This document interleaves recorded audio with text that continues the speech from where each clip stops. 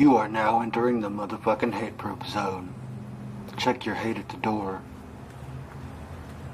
Welcome to episode 3 of the show that no one listens to. If you are listening, then you're a unique and rare individual indeed. Chris Tankersley coming your way again by the pale light of dawn, enjoying some fresh brewed coffee with Madagascar vanilla and brown sugar because I was out of the white stuff. By now you're probably aware of the Ozzy affair, but now it's gotten a bit more interesting after Ozzy's daughter Kelly wrote a tweet that said, anyone looking for cheap, chunky lowlights, which I assume are the opposite of highlights, a blowout and a blowjob, call, and then put someone's number out for all the world to see. From what I understand, this was a number to call the hairdresser who allegedly had an affair with her dad. Some people replied to her tweet saying that this woman was not the only one to blame. Kelly responded to one of these messages by saying, "My father is almost 70. Ever heard of elder abuse?"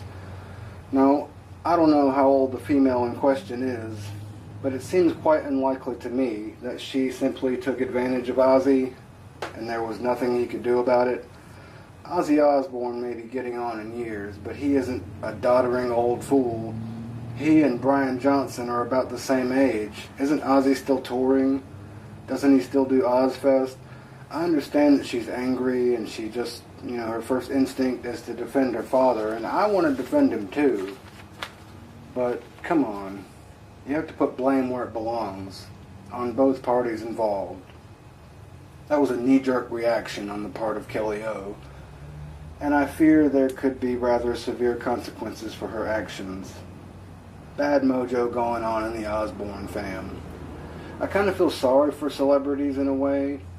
Don't get me wrong, I'm not saying pity the famous, because they do seem to lead pretty awesome lives that most people would envy. But rich and famous don't always go together. You can become famous for some dumb shit you did on YouTube, but that doesn't mean that wealth will automatically follow. Serial killers are famous. Well, a lot of them are anyway. And sometimes they're offered book deals and TV movies of the week and such, but they're still in prison, and probably on death row. If I had my way, I'd prefer to just be rich without all the shit that comes with famous. And the more famous you are, the worse it becomes. Sure, you get tons of perks from being famous, but the biggest one would have to be the money.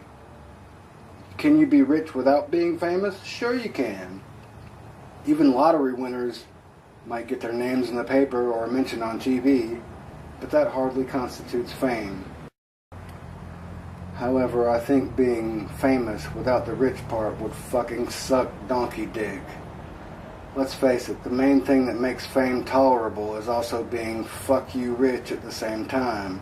You need the freedom of great wealth to help balance out the complete lack of privacy. Everything you do is pretty much made public in some form or another. Imagine having people hiding in your bushes around your home trying to get pics of you or your fucking kids, or not being able to go shopping or to a restaurant with your family, or even walk down the street without being hounded for autographs and pictures. It might be kind of fun at first, but I imagine that shit must get old pretty damn quick.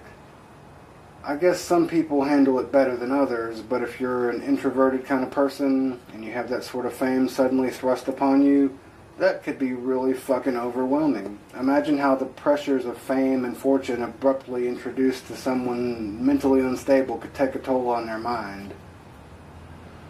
As much as I really wanted to avoid talking about Ghostbusters, there has been a new trailer released since my last episode.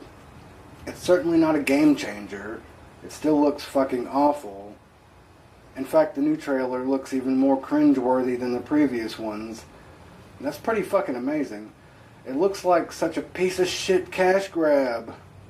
The original was made by people who cared about what they were doing and wanted to make a good movie, and this is so obviously just a lame attempt to cash in on the property, but it's terribly, terribly misguided.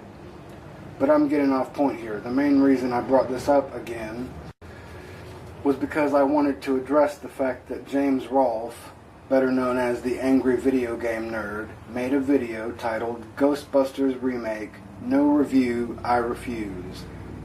The movie hasn't even fucking come out yet, but I guess his point was to say that when the film is released this summer, he refuses to see it or review it.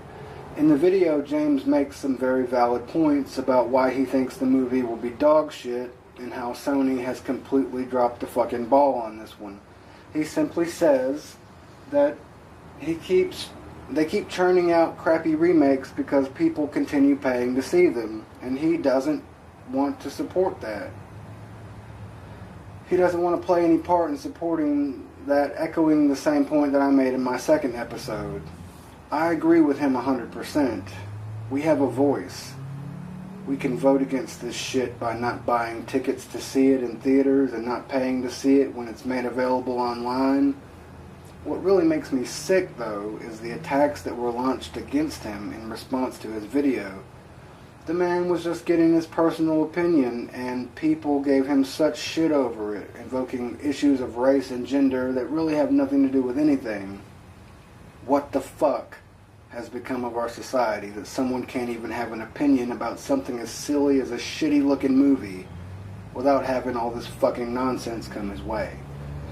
Now, to be fair, I guess some people were just saying that he should just see the movie and give it a chance, instead of judging it before it comes out, based solely on what he's seen in the trailer, not accusing him of being sexist or misogynistic like so many others, just saying that he should keep an open mind.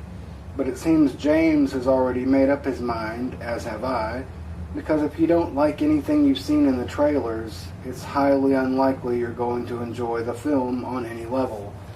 He just chose to exercise his right to not spend his money on it. James didn't close his mind to this. Sony closed it for him.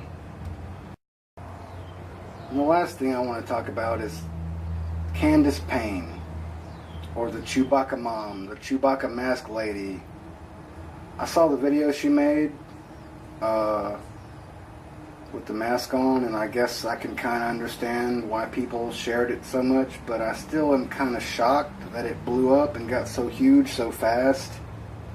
Sure, she's a very likable person, and that video was a positive, uplifting thing at a time when there's so much damn negativity in the world, but it's just still a chick in a mask laughing. There's nothing terribly unique about it. It kind of pisses me off the way things work sometimes. You've got so many people in the world playing the hey look at me game, and they try really hard to get attention to their YouTube channel or whatever they're doing. Meanwhile, someone puts on a Star Wars mask and laughs a ridiculous amount over it, and millions of people watch the video, and she gets all kinds of free shit and gets to be on all these talk shows and crap. I'm not hating on her, but I am saying that this is a sterling example of how life isn't fair. Why, I know. That's all I have to say about that. And I want to leave you today with a quote from one of my favorite fictional movie characters, Mr. Freddy Krueger. Welcome to prime time, bitch. This concludes the Hate Proof program.